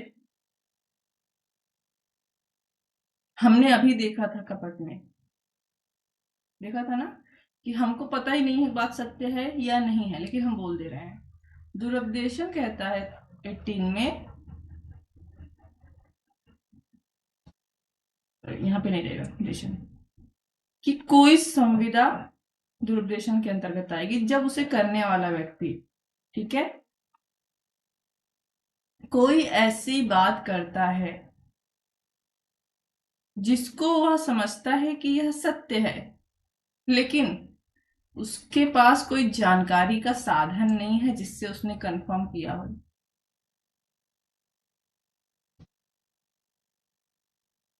जिससे उससे कंफर्म किया हो, जबकि उसकी बात ही सत्य मानी जाएगी। दुकानदार से पूछा गया, तुम गए सामान लेने, दुकानदार से पूछा गया कि भैया तो सबसे अच्छी मोबाइल कौन सी है, ठीक है, उसके पास जो सबसे महंगी थी तुमको बेच रहा है, बोल रहा है ये सबसे महंगी है, सबसे अच्छी होगी, उसको इसलिए लग रहा है कि महंगी मोबाइल है तो अच्छी होगी, है ना, लेकिन वह ये बात सत्य तो जानता है कि अच्छी होगी लेकिन किस आधार पर होगी ये उसको नहीं कंफर्म, हो सकता है कि वो सिर्फ सुनाई बात पर कर रहा हो, उसका जानकारी का जरिया कंफर्म ना हो। ठीक है, तो ये दुरुपदेशन में जाएगा। मैंने कहा थोड़ा कंफ्यूज ना होना ना, वैसी परिभाषा है, थोड़ी सी अलग है।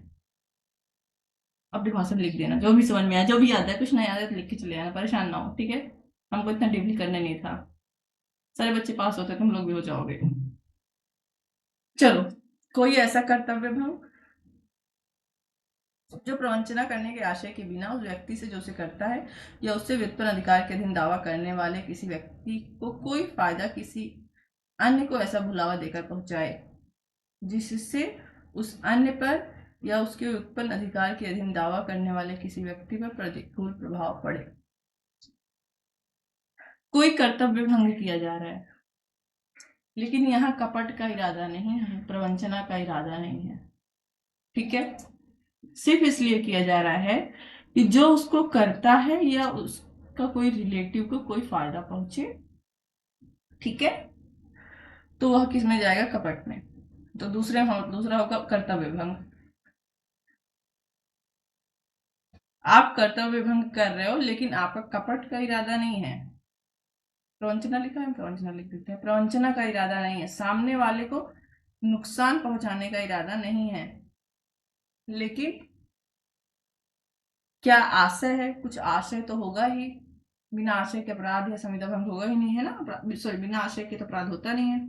आपका आशय यह है कि जब ये कर्तव्य भंग करेंगे तो उस व्यक्ति को जिसको फायदा होना चाहिए उसको तो नुकसान होगा, सॉरी रुक जाओ, आपका आशय है कि आपको या किसी अन्य व्यक्ति को उससे फायदा हो, लेकिन जब आप ऐसा करोगे तो जिसके साथ आपने कर्तव्य भंग किया है उसको क्या होगा, नुकसान होगा। ठीक है, ओके, बस थी, सॉरी बस नहीं, मान लो कॉलेज में टीचर की सीट खाली है, ठीक है, कोई, सिर्फ एग्जाम्पल के लिए बता रहे हैं, ठीक है, तो मत लिखना, ये जो सीट है इस पर एक्स का सिलेक्शन हुआ है, ठीक है, ये पोस्टिंग लेने आता है, तो आप क्या कहते हो, भैया वो तो पोस्ट समाप्त कर दी गई, वो पोस्ट ही समाप्त कर दी गई तो आपको जॉब नहीं मिल सकती। ठीक, ओके, बट आपका आशय क्या था कि अगर एक्स वो काम नहीं करेगा तो फिर मैं वो पोस्ट किसी और को दिला दूंगा, लेकिन उससे इसके अधिकार का तो हनन हुआ ना। ठीक है, इतना एक बार हमें सर बेरख किया होगा, इसलिए मेरा दोबारा पढ़ाने का मन नहीं कर रहा था। ठीक है, चाहे कितने ही सरल भाव से क्यों ना हो, करार के किसी पक्षकार से उस बात के पदार्थ के बारे में जो उस करार का विषय है कोई भूल करना, चाहे कितने सरल भाव से क्यों ना हो, करार के किसी पक्षकार से उस पदार्थ के बारे में जो उस करार का विषय है भूल करना। तो आप किस चीज के बारे में भूल कर रहे हो? जिस पदार्थ के बारे में आपने संविदा की है उसके बारे में भूल कर रहे हो। एक्स वाई से कहता है मुझे ब्राउन राइस चाहिए, मुझे ब्राउन राइस चाहिए 10 किलो, ठीक है। और गलती से वाई ने क्या कर दिया है, गलती से नहीं सरल भाव से, मतलब ठीक है ब्राउन राइस नहीं, एक काम करो सफेद चावल पहुंचा दो, चावल दो चावल, यहाँ तो गलती नहीं लिखा है, बस कि नहीं है भैया तो दूसरा पहुंचा दे रहे हैं, कुछ भी खा लेंगे, है ना। ये आप क्या कर रहे हो, दुर्व्यपदेशन कर रहे हो। आपसे मांगा क्या उसने, व्हाइट चावल, उसने आपसे ब्राउन मांगा है राइस, तो उसको कुछ काम होगा, है ना। ओके, जानबूझकर आप वो कर रहे हो, फिर आप कोर्ट में ये नहीं कह सकते कि मैंने तो अच्छे भाव से किया था, ठीक है। सॉरी, रुक जाओ रुक जाओ रुक जाओ रुक जाओ यार, बीच में कहीं कट हुई है, ठीक है। अब हो गया। अब अगला क्वेश्चन हम देखेंगे, शून्य और शून्य करणीय संविदा, और ये लास्ट होगा, इसके बाद का एक दो क्वेश्चन जो होगा स्वयं से पढ़ लेना है, ठीक है। मतलब मैंने बेरट पूरा कराया हुआ है, बस हम रिवीजन कर रहे हैं, तो एक दो क्वेश्चन तुम लोग बैक में जाके देख सकते हो, ओके, बेरट में जाके भी देख सकते हो। अब देखो, बहुत ध्यान से देखना, शून्य करार और शून्य करणीय करार, उसके बाद सेक्शन 19 मैंने भी जस्ट बोला, ठीक बोला ना, सेक्शन 19, जबकि किसी करार के किसी सम्मति प्रपीड़न, प्रपीड़न 15, कपट 17 और दुर्व्यपदेशन 18 के तहत कारित की गई हो, पीड़ित पक्षकार के विकल्प पर शून्य करनी होगी, ठीक है। ओके, संविदा का वह पक्षकार जिसकी सम्मति कपट या दुर्व्यपदेशन 17 या 18 से कारित की गई है, यदि वह ठीक समझे तो आग्रह कर सकेगा कि संविदा का पालन किया जाए, वह स्थिति में रखा जाएगा जिससे वह होता यदि व्यपदेशन सत्य होता, ठीक है।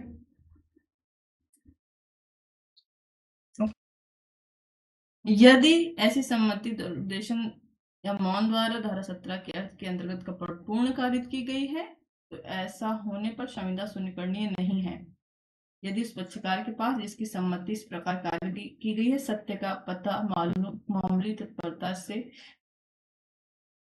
चला लेने के साधन थे। और स्पष्टीकरण, कपट या दुर्व्यपदेशन जिसने संविदा के उस पक्षकार की सम्मति कारित नहीं की, जिससे ऐसे कपट या दुर्व्यपदेशन किया गया, संविदा को शून्यकरणीय नहीं कर देता, ओके। अब देखो, शून्य और शून्यकरणीय संविदा, ठीक है। तो पहले 2H बताओगे कि संविदा क्या होती है, जो विधिता प्रवर्तनीय होती है, फिर शून्य संविदा बताओगे जो 2G में था, है ना, कि जो विधिता प्रवर्तनीय नहीं होती है वो शून्य संविदा होती है, शुरू से हम बताते आ रहे हैं, ठीक है। और फिर शून्यकरणीय बताओगे 2I, वह संविदा जो किसी एक पक्षकार की, जिसे हम पीड़ित कहते हैं, ठीक है, जिसको फोर्सफुली जिसकी सम्मति ली गई है, विकल्प पर शून्य हो,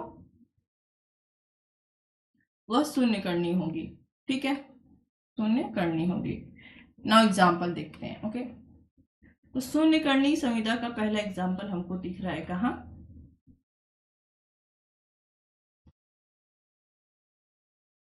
दिख रहा है, अभी दिख रहा है सेक्शन 19 में, ठीक है। सेक्शन 19 पहली बात कहती है कि जो संविदा सेक्शन 15 अर्थात प्रपीड़न, 18 कपट और 19 दुर्व्यपदेशन के आधार पर ली गई है, वह उस व्यक्ति के विकल्प पर जिसकी सम्मति से प्रभावित होकर ली गई है शून्य करनी होगी, ठीक है, जो प्रभावित है, ठीक है। फिर दूसरी बात कहती है धारा 19, एक मिनट,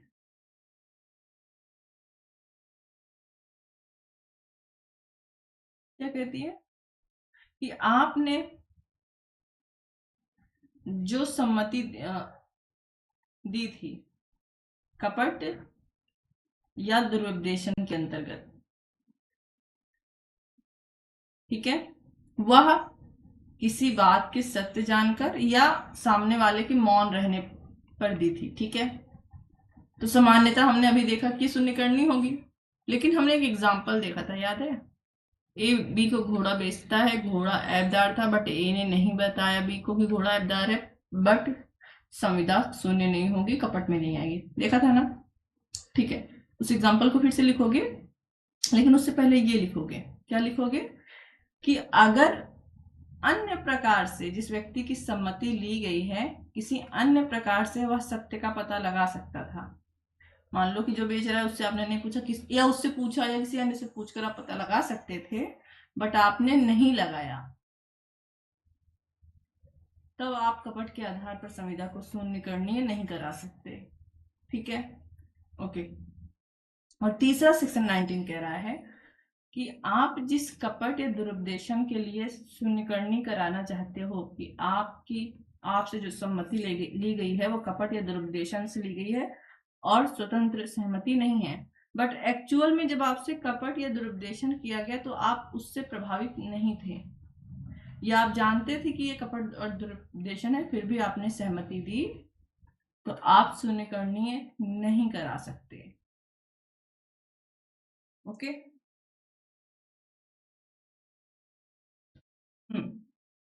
ये शून्यकरणी के एग्जाम्पल हो गया, ये देखो, और इसमें से कोई भी एग्जाम्पल पढ़ लेना।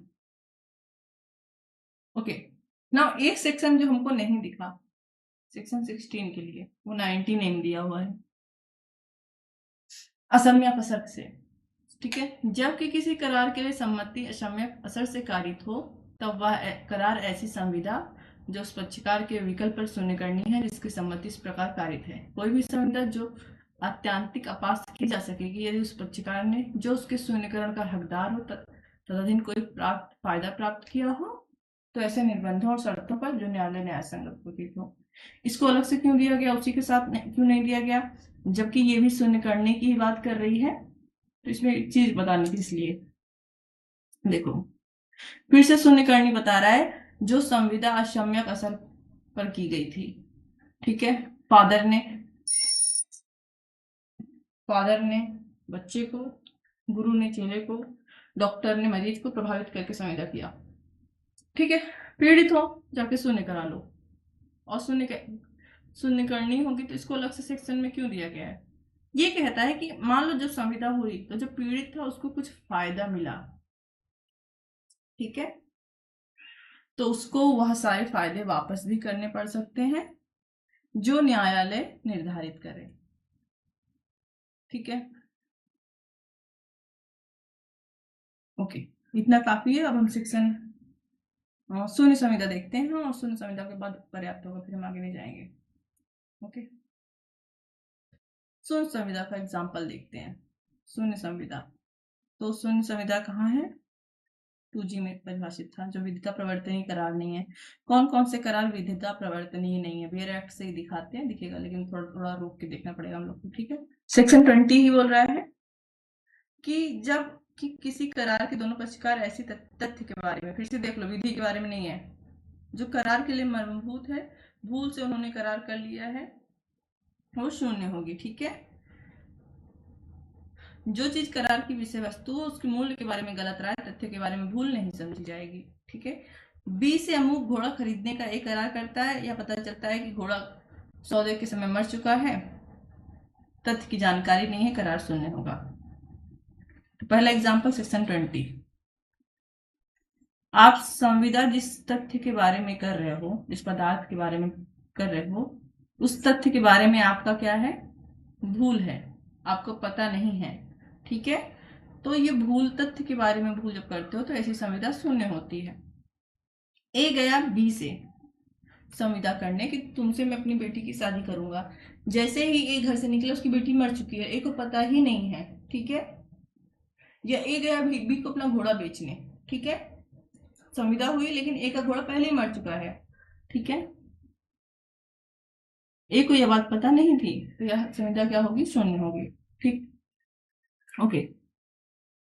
अच्छा, एक चीज और, अगर आपने उस संविदा में कीमत के बारे में कुछ भूल कर दी है तो वह संविदा शून्य नहीं होगी। अर्थात ए गया अपना घोड़ा बेचने, उसका घोड़ा तो जीवित है, वो बोलता है मुझे अपना घोड़ा लिख के देता है कि मुझे 20,000 में बेचना है, गलती से वो 20,000 को 2,000 समझ लेता है बी। ठीक है, ओके, तो वहां पर अमेंड किया जा सकता है। ओके,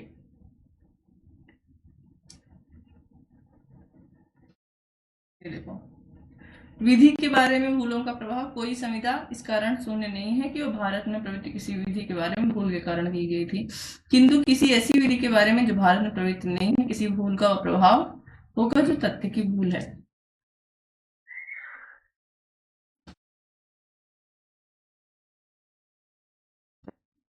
ए और बी इसका विश्वास पर संहिता करते हैं कि एक विशिष्ट ऋण भारत की प्रदेश सीमा विधि द्वारा वारित है, संहिता शून्य करनी नहीं है।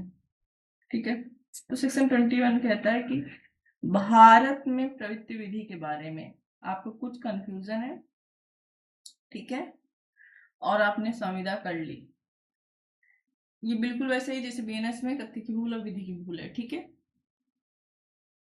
विधि की भूल शून्य करनी नहीं होगा, विधि की भूल शून्य करनी नहीं होगा। ठीक है, याद रखना, भारत में प्रवृत्त, भारत से बाहर विधि है, बाहर की विधि है, तब उस शून्य होगी, और तब उसको भारत से बाहर की विधि को विधि की तरह ट्रीट ना करके हम तथ्य की तरह ट्रीट करेंगे। ठीक है, इस वाले में चला जाएगा, 20 में चला जाएगा। ओके,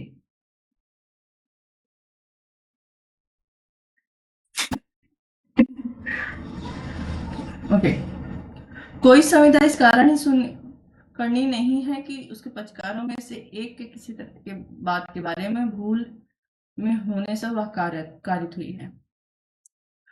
कोई संविदा सेक्शन 22 कहता है सिर्फ इसलिए शून्य करनी नहीं होगी एक पक्षकार भूल कर रहा है। ठीक है,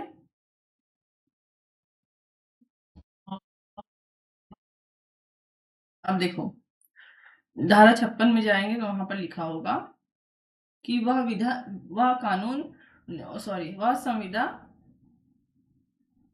जिसका पालन असंभव हो गया है, ठीक है, वह क्या हो जाएगी, शून्य हो जाएगी। ए ने बी से कहा जब तुम्हारी जहाज आएगी तो मैं तुम्हारी जहाज खरीद लूंगा, जहाज बीच में डूब गई, संविदा का पालन असंभव हो गया। ठीक है, ओके,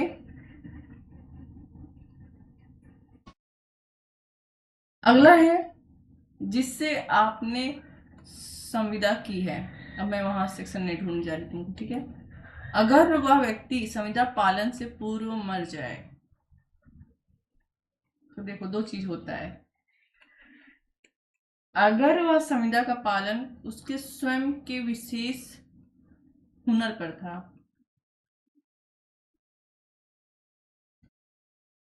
शून्य हो जाएगा। अगर स्वयं के विशेष हुनर पर नहीं था, आप किससे करवा लेंगे, उसके लीगल प्रतिनिधि से करवा लेंगे।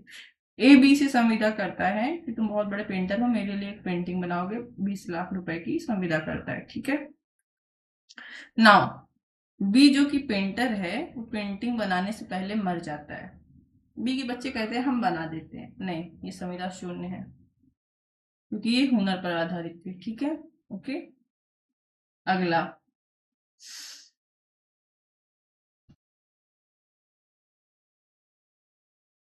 संविदा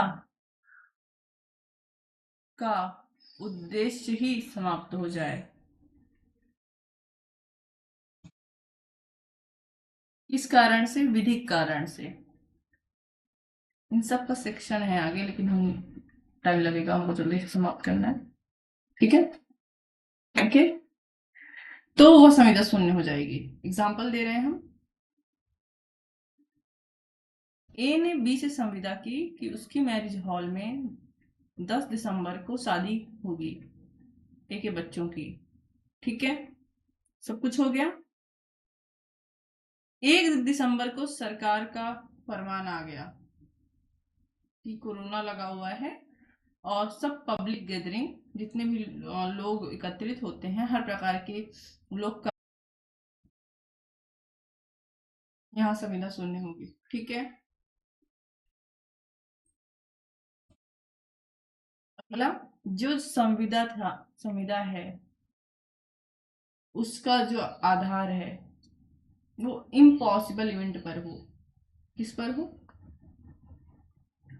इम्पॉसिबल इवेंट पर हो, जैसे कि ए बी से कहता है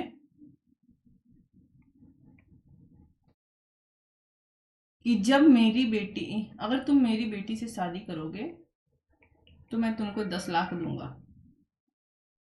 ओके ओके, है ना। यहाँ तथ्य की भूल वाली नहीं होगा रही। यहाँ पर बेटी जिंदा है, शादी तय हो रही है, जिंदा हो रहा है, ठीक है। अब यहाँ पे दो चीज हो सकता है, या तो बी सीधे से शादी कर ले, तो अब ए की बेटी से बी की शादी नहीं हो सकती। हाँ, तलाक होगा, दोबारा शादी, ये सब हमको नहीं देखना, ठीक है। ओके, हम एक सिंपल रूल देखते हैं। या दूसरा, इसकी डॉटर मर जाए तो संविदा क्या होगी, असंभव हो जाएगी, ठीक है। ओके,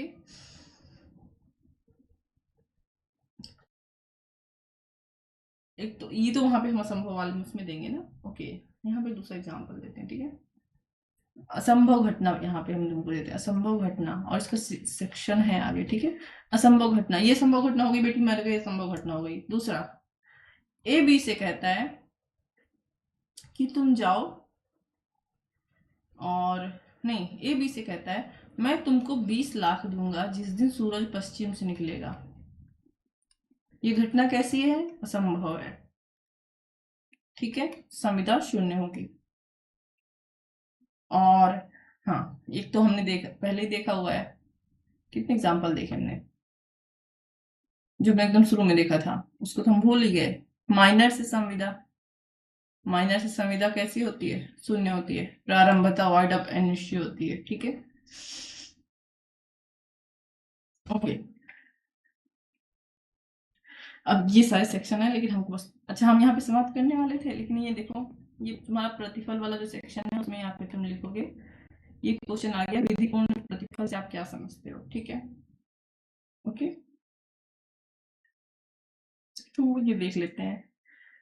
करार का प्रतिफल या उद्देश्य विधिपूर्ण होना चाहिए, लेकिन अगर वह विधि द्वारा निषिद्ध प्रतिफल है कि हम तुमको 10,000 रुपए देंगे, तुम बदले में प्रतिफल में मुझे 2 लड़कियां खरीद के दोगे, निषिद्ध है विधि द्वारा। या जो विधि के उपबंधों को विफल कर दे, कपट पूर्ण प्रतिफल, किसी के शरीर या संपत्ति को उस प्रतिफल के कारण क्या हो, नुकसान हो सकता हो, जो नैतिकता के विरुद्ध हो, लोक नीति के विरुद्ध हो, ठीक है। ये सारे के सारे प्रतिफल धारा 23 में विधि विरुद्ध प्रतिफल कहलाएंगे, जिनका उद्देश्य क्या है, विधि विरुद्ध, ठीक है। और ये भी शून्य में जाएगा, देखो ये। सो जो हमने 8वां लिखना है, सेक्शन 23 के अंतर्गत विधि विरुद्ध प्रतिफल के लिए की गई संविदा भी क्या होती है, शून्य होती है। लेकिन ये टॉपिक तुमको अलग से तैयार करना पड़ेगा, क्यों, क्योंकि यहाँ जब तुम प्रतिफल लिखोगे ना तो वहां पर तुमको ये लिखना पड़ेगा, ठीक है। और इसमें बहुत सारी चीजें हैं, ये हमने पढ़ा हुआ है, हमने पढ़ाएंगे इसको अभी, ये देखो। ओके, चलो, ये सेक्शन 25 भी मैंने पढ़ाया है। फिर प्रतिफल, ये वेरी इंपॉर्टेंट, इसको जरूर कर लेना। प्रतिफल के बिना किया गया करार शून्य होता है, सिवाय तब के जब वह लिखित रूप में और अभिव्यक्त किया गया हो, ठीक है। और उस लिखित और अभिव्यक्त रूप के प्रतिफल को रजिस्ट्रीकृत कराया गया हो, किनके बीच हो, निकट संबंध वाले लोगों के बीच, जिनके बीच नैसर्गिक प्रेम और स्नेह का कारण हो। सामान्यतः कोई भी संविदा अगर प्रतिफल के बिना हो रही है तो शून्य होगी, ठीक है। तो हाँ, जो हमने शून्य देखा उसमें ये भी जाएगा, ठीक है। धारा 25 जाएगी, धारा 24 भी जाएगी, ठीक है। लेकिन इसका अपवाद भी लिखना बहुत आवश्यक होता है। जब प्रतिफल तुम लोग लिखोगे तो वहां लिखोगे कि ये क्वेश्चन नहीं आ सकता है कि विधि विरुद्ध प्रतिफल, सॉरी, प्रतिफल के बिना करार शून्य होता है, एक्सप्लेन करो। वहां सेक्शन 25 लिखना है कि हाँ शून्य होता है, लेकिन अपवाद है अगर नैसर्गिक संबंध, नैसर्गिक संबंध मतलब पिता पुत्र में, पेरेंट्स बच्चों में, ठीक है। सिर्फ संबंध ही नहीं बल्कि उनके रिलेशनशिप भी स्नेह वाले हों, माता पिता और बच्चे हैं, प्लस साथ में एक दूसरे को प्रेम से साथ में रहते हुए, और नहीं भी रहते तब भी उनके बीच का रिश्ता अच्छा, ऐसा नहीं एक दूसरे के ऊपर मर्डर का चार्ज, लड़ाई झगड़े का चार्ज चल रहा है, तब नहीं, ठीक है। ऐसे स्थिति में अगर किसी ने किसी को बिना प्रतिफल लिए पूरा घर दे दिया, पिता ने अपने बच्चे को घर दे दिया बिना प्रतिफल लिए, ठीक, गिफ्ट, सॉरी, संविदा करके दे दिया, तो ऐसी संविदा को लिखित में देना होगा, प्लस उसका रजिस्ट्रेशन भी कराना होगा। ओके, और तुम लोग जाके पुराना फिर से देखो। ये एग्जाम्पल इंपॉर्टेंट है, इसको पढ़ लेना। इसमें से 2-3 एग्जाम्पल लिख लेना, हमने किया हुआ है। ये देखो, विवाह के अवरोधक करार भी शून्य होते हैं, तो शून्य करार में ये तुम लिखोगे। व्यापार का अवरोधक करार शून्यता पूर्णता नहीं होता है, लेकिन जो परमानेंट अवरोधक होते हैं वो शून्य होते हैं, ठीक है। विधिक कार्यवाहियों के अवरोधक करार शून्य होते हैं। बाजी करार शून्य होता है। ये देखो,